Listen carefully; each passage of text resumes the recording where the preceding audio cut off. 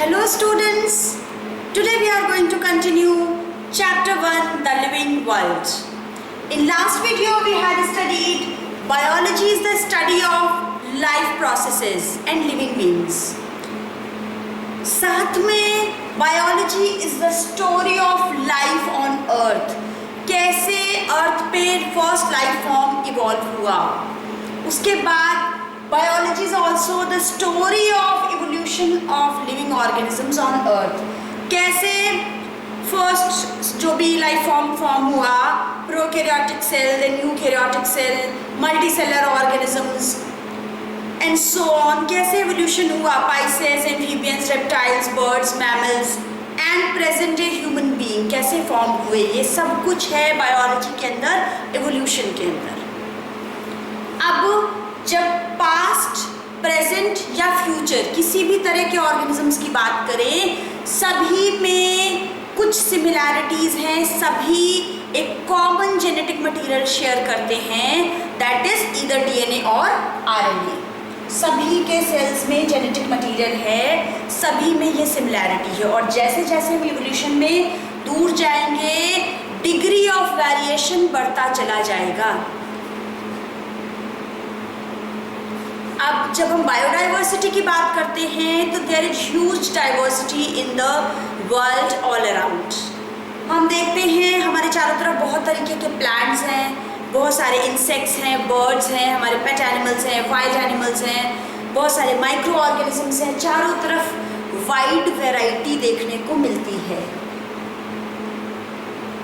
जैसे जैसे land area increase करते जाएंगे, मींस आपके गार्डन में नंबर ऑफ प्लांट स्पीशीज या एनिमल्स की वैरायटीज बहुत कम हैं. जब हम लैंड एरिया इंक्रीज करेंगे, से फॉर एग्जांपल किसी फॉरेस्ट की बात करें तो वैरायटी में इंक्रीज हो जाएगा, number of plants and animal varieties बढ़ जाएंगी. जैसे जैसे एरिया हम और बढ़ाते जाएंगे, बायोडाइवर्सिटी यानी कि number and type of organisms बढ़ते चले जाएंगे. अब जैसे जैसे हम न्यू एरियाज को एक्सप्लोर करेंगे या ओल्ड एरियाज को और अच्छे से एक्सप्लोर करेंगे, बहुत सारे नए तरीके के प्लांट्स और एनिमल स्पीशीज को आइडेंटिफाई कर पाएंगे. बहुत सारे ऐसे प्लांट और स्पीशीज एनिमल्स हैं जिनको अभी तक आइडेंटिफाई नहीं करा गया है. अभी तक जितने आइडेंटिफाइड हैं they are only 1.7 to 1.8 millions of plant and species जो कि आइडेंटिफाइड और डिस्क्राइब्ड हैं. इसके अलावा बहुत सारे ऐसे हैं जो अभी तक आइडेंटिफाइड नहीं हुए हैं. बहुत सारे ऐसे भी स्पीशीज़ हैं जो आइडेंटिफाई भी नहीं हुई हैं और वो एक्सटिंक्ट हो चुकी हैं. तो आपसे उम्मीद है फ्यूचर साइंटिस्ट कि आप आगे जाके बहुत सारे प्लांट्स और एनिमल स्पीशीज़ जो अभी तक आइडेंटिफाइड नहीं है उनको आइडेंटिफाई करोगे और उनको क्लासीफाई भी करोगे. अभी हम देखते हैं, जब हम ऑर्गेनिज्म को कैरेक्टर्स के बेसिस पे आइडेंटिफाई करते हैं तो दूसरा सबसे इम्पॉर्टेंट काम होता है उसको नेम देने का, नॉमेनक्लेचर. तो नॉमेनक्लेचर के लिए international code for botanical nomenclature है फॉर प्लांट्स, और ICZN international code for zoological nomenclature है एनिमल्स को नेम देने के लिए. यहाँ पर it is based on agreed principles and criteria. कौन प्रोवाइड करता है ये? International code for botanical nomenclature. You have to remember this, ICBN. पूछा जाता है नीट एग्जाम में भी, you have to remember I for international, not Indian. तो international code for botanical nomenclature and international code of zoological nomenclature. Then हम देखते हैं कि millions of plants and animal species हैं हमारे पूरे वर्ल्ड में चारों तरफ, पर बहुत सारे सभी के लोकल नेम्स हैं. बहुत सारे आप देखते हो विद इन द कंट्री भी इतनी सारी लैंग्वेजेस हैं और एक ही चीज़ के डिफरेंट नेम्स हैं. जब हम दूसरे कंट्री की बात करेंगे तो पता नहीं कितने और सारे नई लैंग्वेजेस और नए सारे नेम्स होंगे. इसलिए बहुत ज़रूरी है नेम्स को स्टैंडर्डाइज करना. मीन्स किसी ऑर्गेनिज्म को एक ही सेम नेम से जाना जाए पूरे वर्ल्ड में. किसी ऑर्गेनिज्म का एक ही नेम हो, ऐसा नहीं जैसे हमारे क्लास में होता है एक ही नेम के 4 बच्चे. यहाँ पर ज़रूरी है कि एक ऑर्गेनिज्म का सिर्फ एक ही नेम हो और वो यूनिवर्सल हो, पूरे वर्ल्ड में उसको उसी एक नेम से जाना जाए. अब नेमिंग की ये प्रोसेस है नॉमेनक्लेचर. नॉमेनक्लेचर तभी पॉसिबल है जब हम कैरेक्टर्स के बेसिस पे उसको प्रॉपरली आइडेंटिफाई करें, उसको करेक्टली डिस्क्राइब करें। इसको कहते हैं आइडेंटिफिकेशन। यानी कि अगर मैंगो बोला है तो सारे हमें क्लियर होना चाहिए कौन सा प्लांट मैंगो है, तो कैरेक्टर्स के बेसिस पे उसको आइडेंटिफाई करना इम्पोर्टेंट है। अब बहुत इम्पॉर्टेंट है नेमिंग का जो प्रोसेस है, जो भी साइंटिफिक मेथड है, दैट इज बायनॉमियल नॉमेनक्लेचर। बहुत इम्पॉर्टेंट है। Bi means two, nomial means names. दो नेम्स देने का जो नामकरण का सिस्टम है, नॉमेनक्लेचर का सिस्टम है, that is binomial nomenclature. It is given by Carolus Linnaeus. बहुत ग्रेट साइंटिस्ट हैं कैरोलस लिनियस। आप देखोगे कि ये फादर ऑफ टेक्सोनॉमी भी है। टेक्सोनॉमी क्या है अभी हम देखेंगे। तो father of taxonomy Carolus Linnaeus ने दिया था बायनॉमियल नॉमेनक्लेचर। हम देख चुके हैं 2 नेम्स हैं यहाँ पर, जैसे कि मैंगो का नेम है मैंगीफेरा इंडिका, ठीक है। अब यहाँ पर नेमिंग करने के लिए कुछ रूल्स हैं। ये यूनिवर्सल रूल्स क्या हैं हम देखते हैं। सबसे पहली चीज बात कही कि ये जो भी वर्ड्स हैं वो लैटिन लैंग्वेज से डेराइव्ड हैं।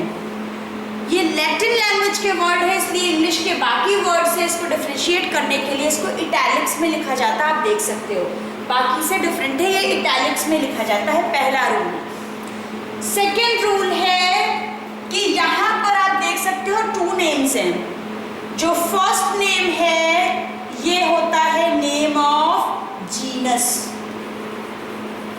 और ये जो सेकंड नेम है ये होता है नेम ऑफ स्पीशीज। क्लियर है।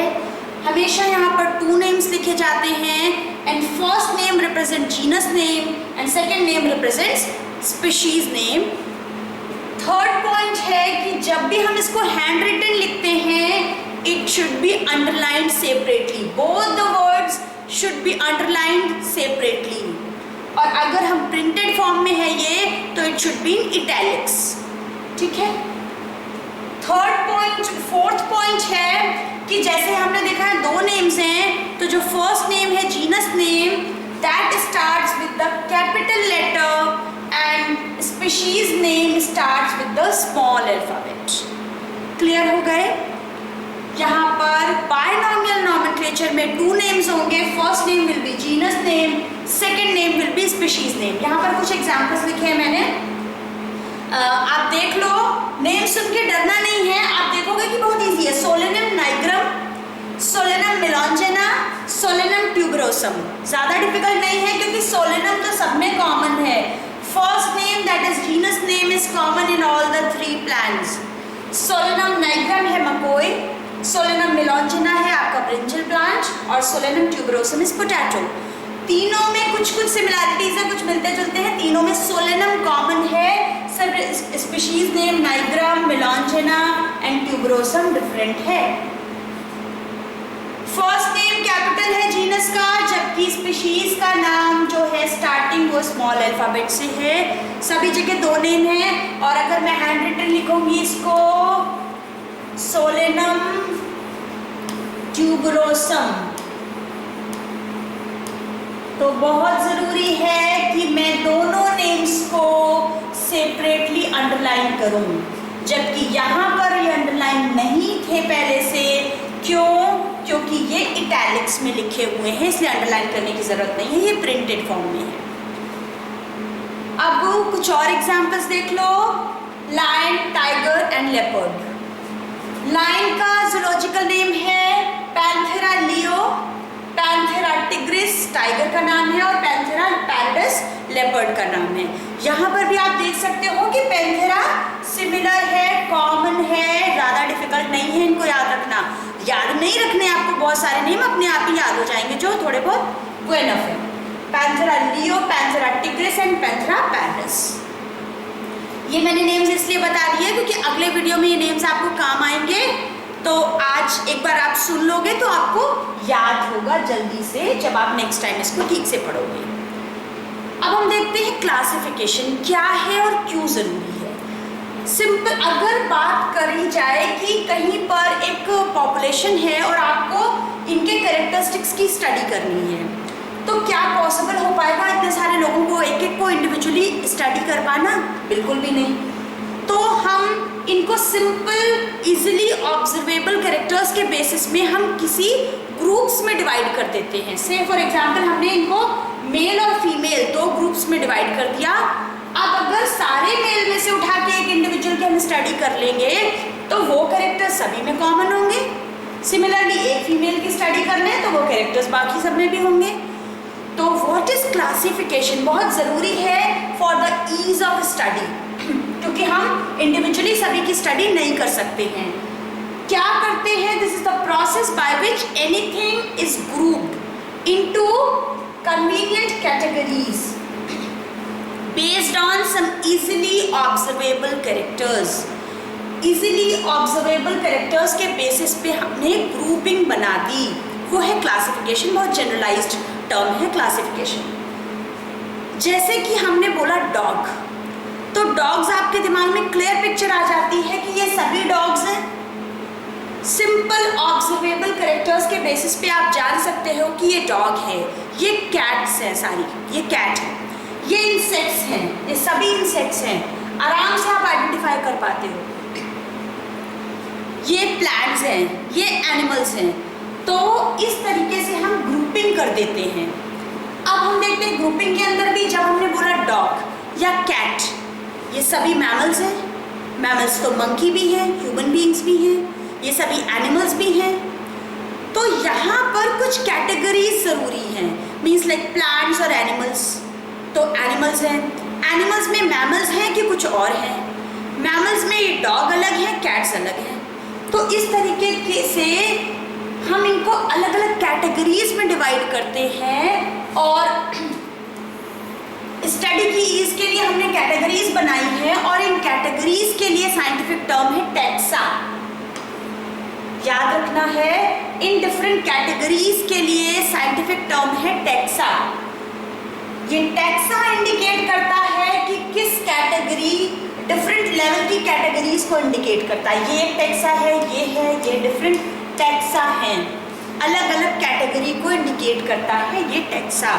और जैसे कि डॉग अलग टैक्सा है, मैमल अलग टैक्सा है, एनिमल्स अलग टैक्सा है, प्लांट्स एक अलग टैक्सा है। तो ये डिफरेंट लेवल हैं, टैक्सा हैं। टैक्सा जब भी हम कैरेक्टरिस्टिक्स के बेसिस पे ऑर्गेनिजम्स को क्लासिफाई करते हैं डिफरेंट टैक्सा में, उसे कहते हैं टेक्सोनमी। तो टेक्सोनमी वो है जहाँ पर हम ऑर्गेनिजम्स को डिफरेंट टैक्सा में क्लासिफाई करते हैं, कैटेगराइज करते हैं। टेक्सोनमी में हम क्या क्या चीज़ों को इंक्लूड करते हैं? मॉडर्न टेक्सोनमी में किसी भी ऑर्गेनिज्म के एक्सटर्नल कैरेक्टर्स, उसके इंटरनल कैरेक्टर्स, उसका सेल का structure, developmental processes and ecological informations of organisms देखते हैं हम मॉडर्न टेक्सोनॉमिकल स्टडीज़ में। इसके अलावा कभी भी क्लासिफाई करने से पहले हमको क्या पता होना चाहिए? उस ऑर्गेनिज्म के कैरेक्टरिस्टिक्स के बारे में पता होना चाहिए, उसको करेक्टली आइडेंटिफाई करना चाहिए। मीन्स हमें पता हो कि यही मैंगो प्लांट है, यही डॉग है, ये कैट है, ये एप्पल है। तो करेक्टली आइडेंटिफाई करना है on the basis of characteristics, classify करना है और करेक्टली नेमिंग करनी है, नॉमेनक्लेचर करना है। तो क्या क्या है basics of taxonomy? Characterization, identification, classification and nomenclature. अब हमने टेक्सोनॉमी देखी। टेक्सोनॉमी की स्टडी है सिस्टमैटिक्स। तो this is the branch of study of taxonomy, systematics. Systematics जो टर्म है it is derived from a Latin word systema. Systema word से derive है और सिस्टेमा का मीनिंग होता है सिस्टमैटिक अरेंजमेंट ऑफ ऑर्गेनिजम्स, जहाँ पर सिस्टमैटिक अरेंजमेंट करते हैं ऑर्गेनिजम्स का। आप बात कर चुके हो कैरोलस लिनियस जो कि फादर ऑफ टेक्सोनॉमी थे। इन्होंने बहुत सारे प्लांट्स को आइडेंटिफाई किया, उनके कैरेक्टर्स के बेसिस पे उनका नॉमेनक्लेचर किया और उनको डिस्क्राइब किया अपनी बुक में, जिसका टाइटल उन्होंने दिया सिस्टेमा नेचुरी।